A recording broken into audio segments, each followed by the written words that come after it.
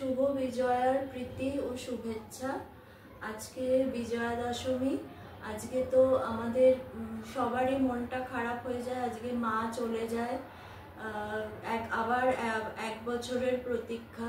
কিন্তু এই দিনে বাবা যে আমাদের ছেড়ে চলে গেছিলেন, বাবাকে তো আর আমরা বছর বছর পাই না, কিন্তু বাবা সবসময়, বাবার উপস্থিতি আমরা সাই ভক্তেরা অনুভব করি। আর আজকে বাবাকে নিয়ে যেটা বলতে বসেছি, যে বাবা 42 অধ্যায়ে যে বাবা মহাসমাধির দিকে যে অধ্যায়ে আছে, এবং বাবার যে দাসগণুকে যে শেষ মুহূর্তে যে বাবা বলে গেছিলেন যে ভোরবেলা একদম পুরো ব্রহ্ম মুহূর্তে দাসগণুকে বাবা স্বপ্নে, দাসগণু তখন পান্ডারপুরে ছিল, বাবা স্বপ্নে বলেছিলেন যে মসজিদ ভেঙে যাচ্ছে। 42 অধ্যায়ে বাবা মহাপ্রয়াণের দিকে, এবং সেই অধ্যায়ে বাবা বলেছিলেন সাই সচ্চরিত্রে যে আমার পান্ডারপুরে তখন দাসগণ বসেছিলেন এবং বলে যে একদম মসজিদ ভেঙে যাচ্ছে।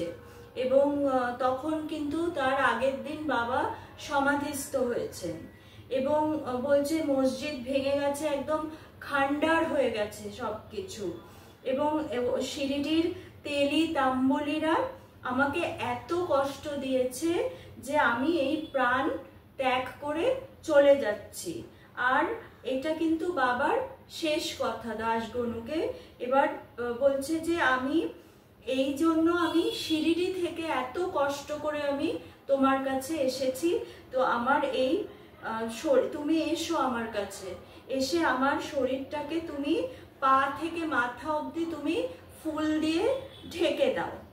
এবার আমার এই ইচ্ছে তুমি পূর্ণ করো। এবার দাসগণুকে বাবা এই স্বপ্নটা একদম মানে এক ব্রহ্ম মুহূর্তে এই স্বপ্ন দেন যে আমার শরীরকে তুমি এসো, শিরিডি এসো, তেলি তাম্বলিরা আমাকে খুব কষ্ট দিচ্ছে, সেই জন্য আমি দেহ ত্যাগ করছি, মানে দেহ ত্যাগের কথা বলেনি, আমি শিরিডি ছেড়ে চলে যাচ্ছি, তুমি এসে আমার শরীরটা ফুল দিয়ে ভরিয়ে দাও। এবার আমরা তো এটা কতবার পড়েছি, শিরিডিতে তো কোনো ফুলের অভাব নেই।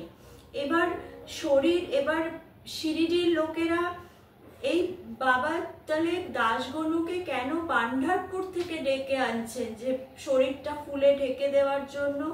এর মানে হলো যে আমরা তেলি তাম্বলিরা বাবাকে কষ্ট দিচ্ছে, যে শিরিডির লোকেদের যে বাবা বলছেন যে তেলি তাম্বলি, এই লোকেরা কারা?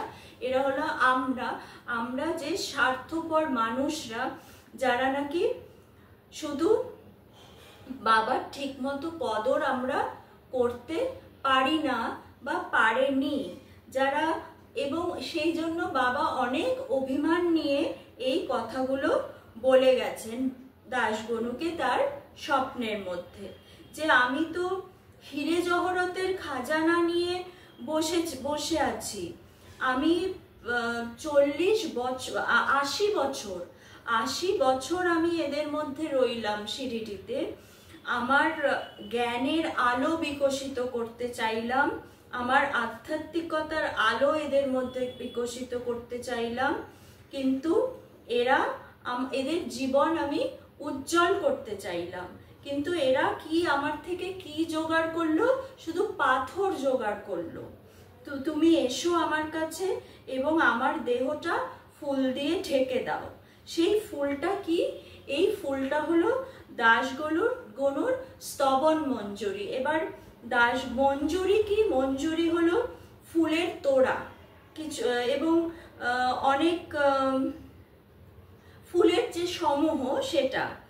এবং আমি সারা জীবন তো বাবা বলছে যে আমি সারা জীবন অন্যদের দিতে চেয়েছিলাম, যে জ্ঞান দিতে চেয়েছিলাম, এবং স্বার্থপরের মতো শুধু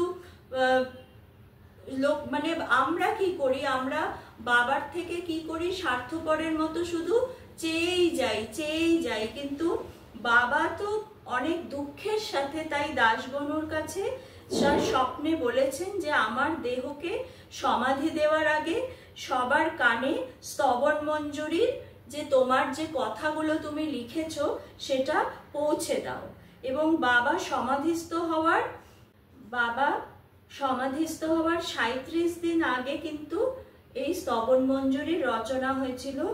এবং সেটা রচনা হয়েছিল ভক্তি দিয়ে, বৈরাগ্য দিয়ে আলোর পথের সন্ধান দেওয়ার জন্য। এবং তুমি এসে এই যে তোমার যে এই কথাগুলো, এগুলো এই সব মানুষের মধ্যে পৌঁছে দাও, এবং যাতে তাদের কামনা বাসনা পূরণ করতে করতে তো আমি ক্লান্ত হয়ে গেছি, তাহলে আমার আত্মার সান্ত্বনার জন্য এই স্তবন মঞ্জুরি তুমি শুনিয়ে দাও। এবং দাশগণু এই স্তবন মঞ্জুরি নর্মদা নদীর ধারে 9ই অক্টোবর 1918 সালে রচনা তার শেষ হয়েছিল, এবং তিনি নর্মদা নদীর ধারে এটি রচনা করেছিলেন, এবং 9ই অক্টোবর এটির রচনা শেষ হয়েছিল। আর বাবা সমাধিস্থ হয়েছিল 15ই অক্টোবর।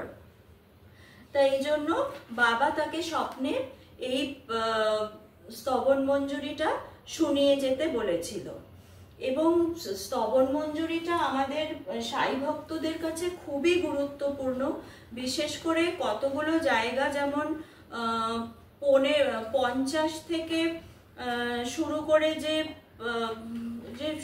অধ্যায়টা শুরু হয়েছে, যে দিনহীন অজ্ঞানী আমি, এটা মারাঠিতে লেখা, তা এখন হিন্দিতে, বাংলায়, সব ভাষাতেই এটা আমাদের ভক্তদের সুবিধার জন্য তার রচনা হয়েছে।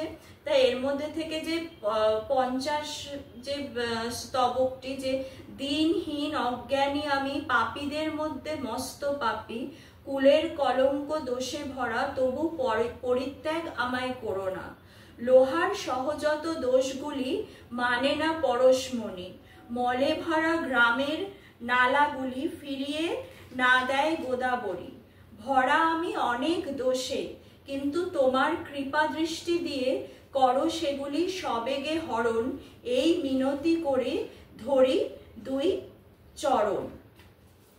এবারে আমরা বাবাকে সে কি বলছে, কি মানে স্তবন মঞ্জুরিতে কি বলছে, যে হে মালিক, আগে আমাকে আপনি শুদ্ধ করুন এবং তারপর আমার পুজো গ্রহণ করুন, এই বলে সে স্তবন মঞ্জুরি শুরু করেছে। এবং এই যে অধ্যায়, এই স্তবক 50-এ কি, যে পরশমণি তো যে ছোঁয় সেটাকেই সোনা করে দেয়, এবং সেই পরশমণি কি দেখে যে লোহা মধ্যে জং আছে কিনা, সে যদি জং ধরা লোহাও পরশমণি সংস্পর্শে আসে, সেটি সোনা হয়ে যায়। তেমনি দাশগণু কি বলছে, যে আমাদের মধ্যে তো হাজার দোষে ভরা, এবং এই দোষগুলো তুমি দেখো না, এই যে জঙে ভরা লোহার মতো যে আমাদের দোষ, সেটা তুমি ক্ষমা করে দাও প্রভু। সেই জং ভরা লোহার মতো তুমি পরশমণি হয়ে আমাদের ছুঁয়ে দাও, তোমার আশীর্বাদ দাও, এবং আমাদেরও তোমার কৃপা ধন্য করে পবিত্র করে দাও।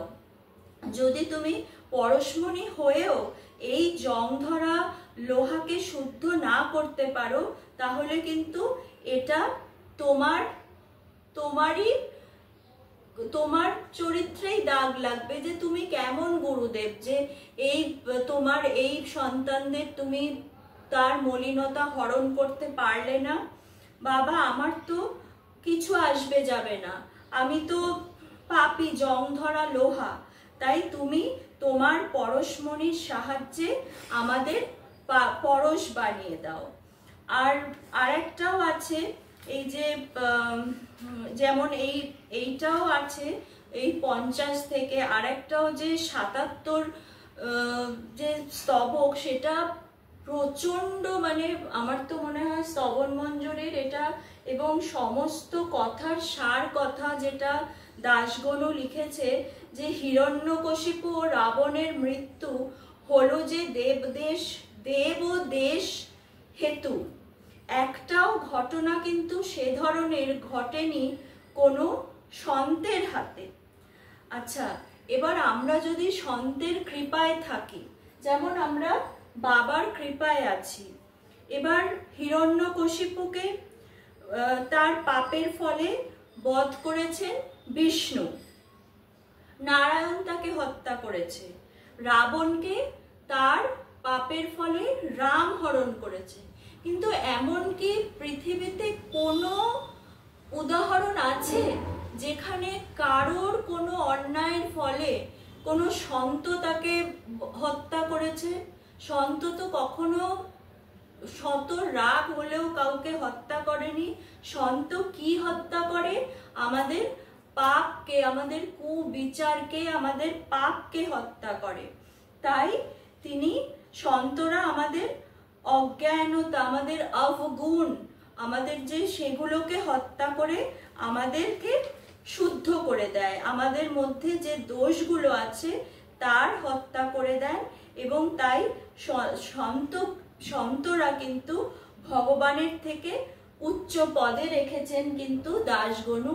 এবং বাবা চলে গেছেন 1918 সালে, সেই থেকে কিন্তু এইভাবে আমাদের সমস্ত দোষ ত্রুটি ক্ষমা করে উনি আমাদের পথে এগিয়ে নিয়ে চলেছেন। আমরা তার পথে এগিয়ে চলেছি এবং এগিয়ে চলবো।